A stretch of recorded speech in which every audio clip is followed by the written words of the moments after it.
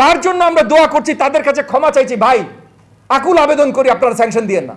পশ্চিমা বিশ্ব যখন ওয়ার্নিংগুলো দিয়েছিল, থ্রেটগুলো দিয়েছিল, যেটার উপরে বিশেষ করে আমাদের আশঙ্কা, যেটার ভিত্তিতে আমাদের আশঙ্কা, সেই থ্রেটগুলো ছিল, সেই ওয়ার্নিংগুলো ছিল নির্বাচন ভিত্তিক, যে নির্বাচন হলে তারপর, নির্বাচন আপনারা করতে চান তার আগে না, নির্বাচন হলে তারপর। 7 তারিখে নির্বাচনটা হলো, তাহলে এখন হলো তারপর।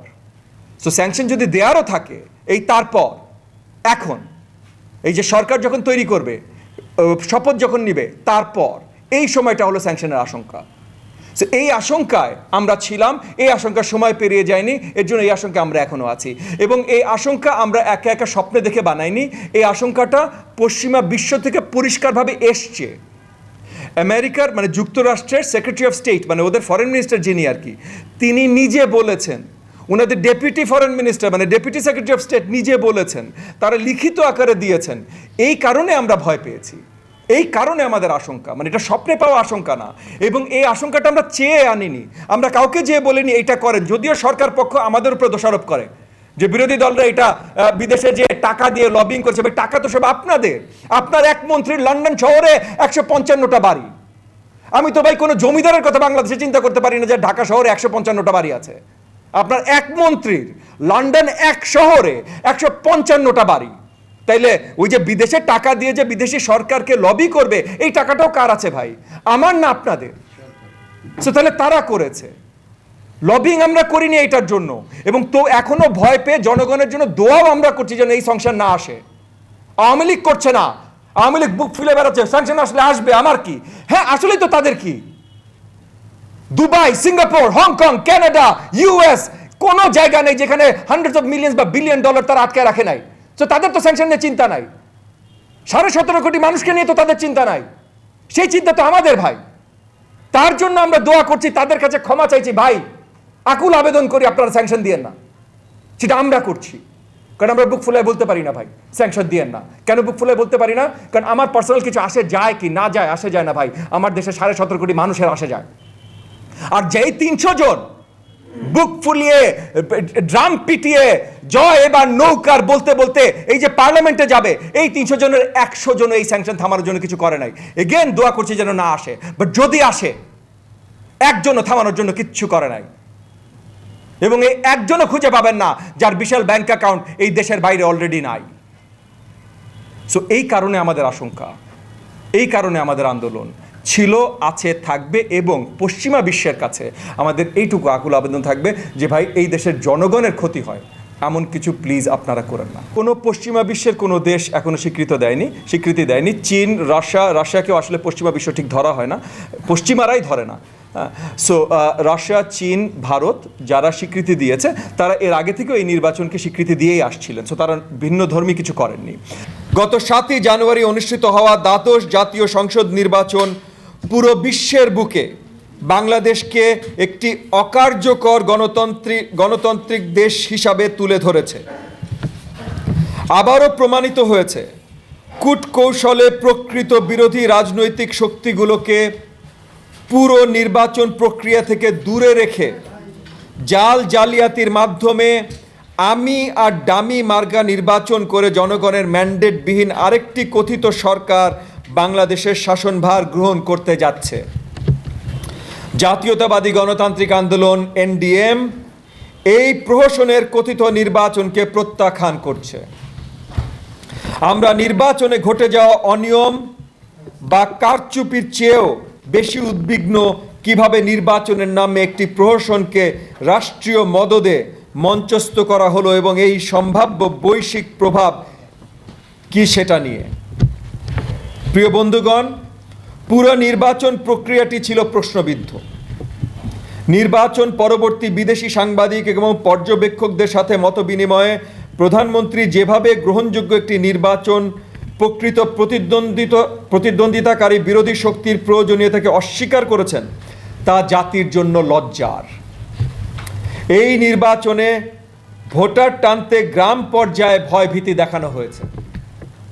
সামাজিক সুরক্ষা খাতের ভাতা কার্ড এবং বিভিন্ন সরকারি সুযোগ সুবিধা বন্ধ করে দেবার হুমকি দিয়ে সাধারণ ভোটারদের ভোট কেন্দ্রে যেতে এক প্রকার বাধ্য করা হয়েছে।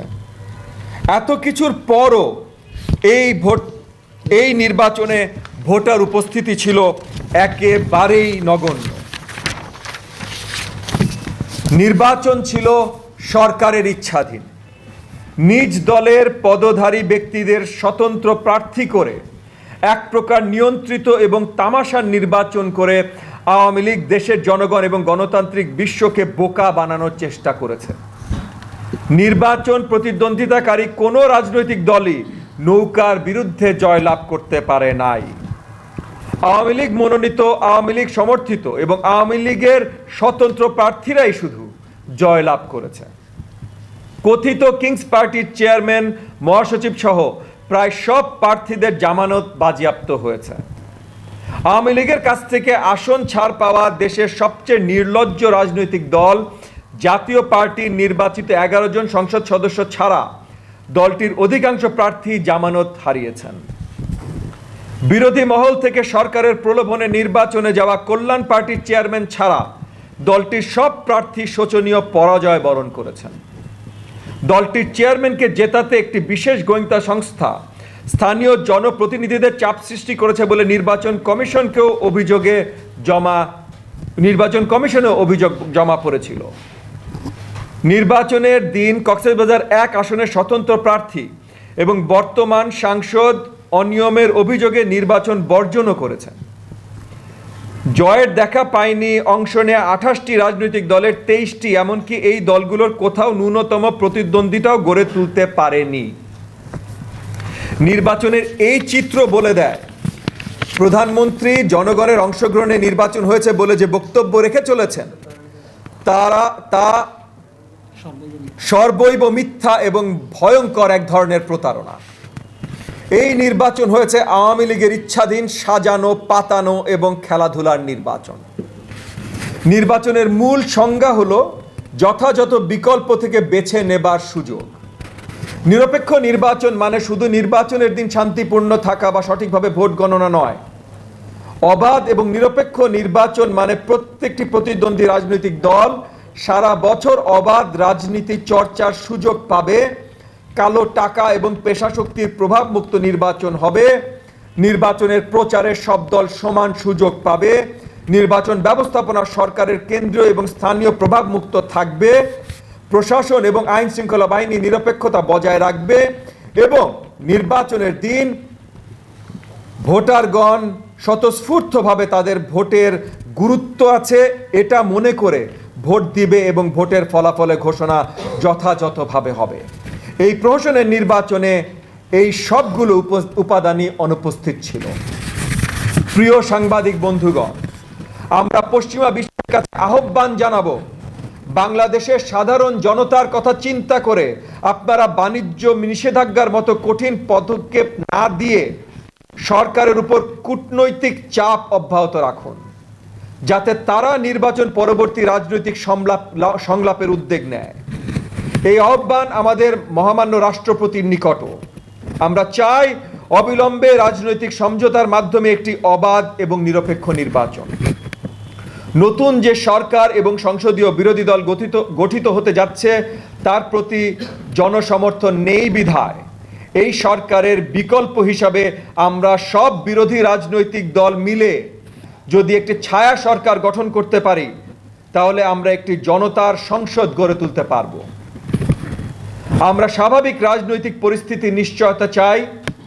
মিথ্যা এবং সাজানো মামলার কারাগারে থাকা সকল রাজবন্দীর মুক্তি চাই। আমরা বাংলাদেশের গণতন্ত্রকে মুক্ত করতে জনগণ ও তরুণ প্রজন্মের সহায়তা চাই। শান্তিপূর্ণ উপায়ে আমাদের আন্দোলন অব্যাহত থাকবে। প্রত্যাশিত একটি নির্বাচন এবং জনগণের মৌলিক অধিকারের নিশ্চয়তার দাবিতে লড়ে যাবে জাতীয়তাবাদী গণতান্ত্রিক আন্দোলন এনডিএ। ইনশাআল্লাহ বিজয় আমাদেরই হবে। জয় বাংলাদেশ।